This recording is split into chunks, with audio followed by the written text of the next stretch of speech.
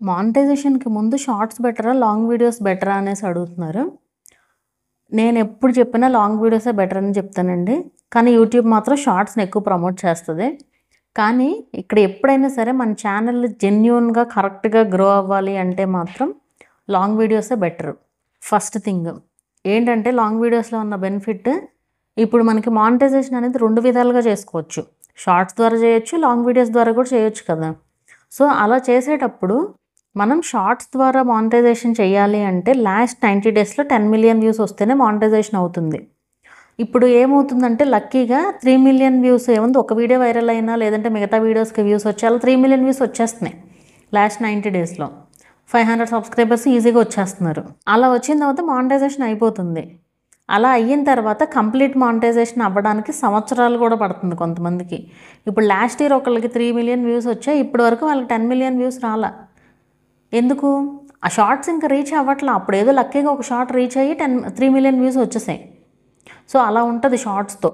మీరు long videos పైన concentrate చేశారనుకోండి, లాంగ్ వీడియోస్‌కి మనకు 1 ఇయర్ టైం ఉంటుంది. ఛానల్ స్టార్ట్ చేసిన దగ్గర 1 ఇయర్ అనే కాదు.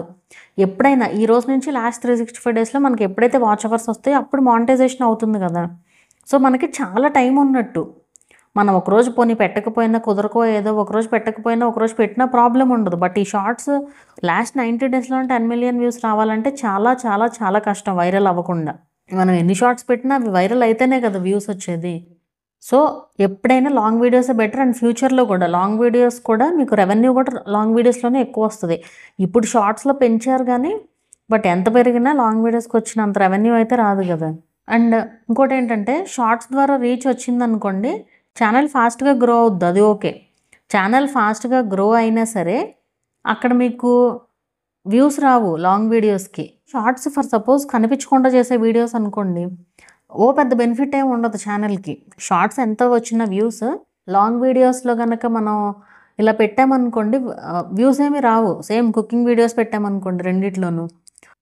మనకి కనిపించకుండా చేస్తున్నాం కాబట్టి అంతగా ఏమి ఉండదు. లాంగ్ వీడియోస్ విజిట్ చేసి చూసే అంత.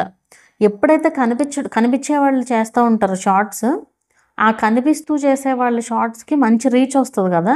సో, అలా వాళ్ళు ఫేమస్ అవుతారు షార్ట్స్‌లో. అలా వాళ్ళకి లాంగ్ వీడియోస్‌కి కూడా వ్యూస్ వస్తాయన్నమాట.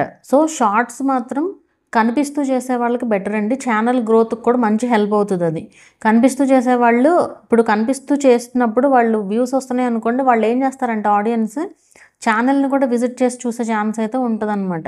ఇదే కనిపించకుండా చేసే వీడియోస్‌కి తక్కువ ఉంటది. అలా చూసే వాళ్ళ నంబర్ చాలా తక్కువ ఉంటదనమాట. సో, అదొక బెనిఫిట్ కనిపిస్తూ చేస్తే.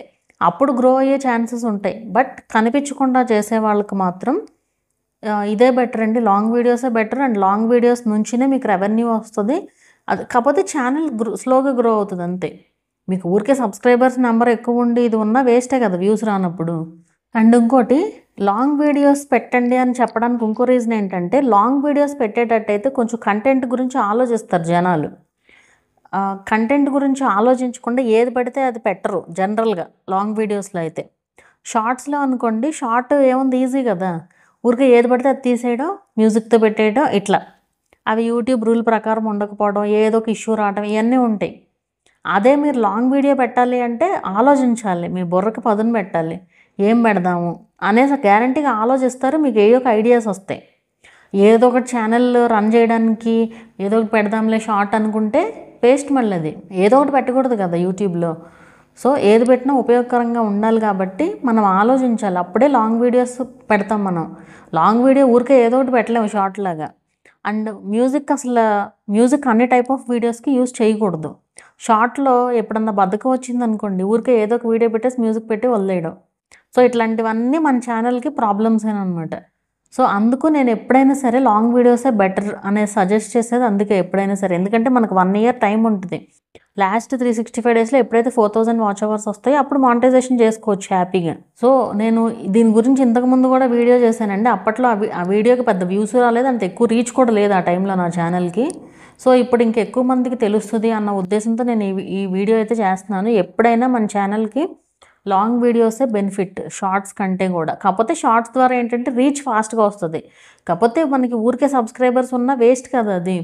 మీరు ఓన్లీ లాంగ్ వీడియోసే పెట్టమని కూడా నేను చెప్పను. 2 పెట్టండి. అది 2 ప్యారలల్‌గా 2 పోస్ట్ చేయండి.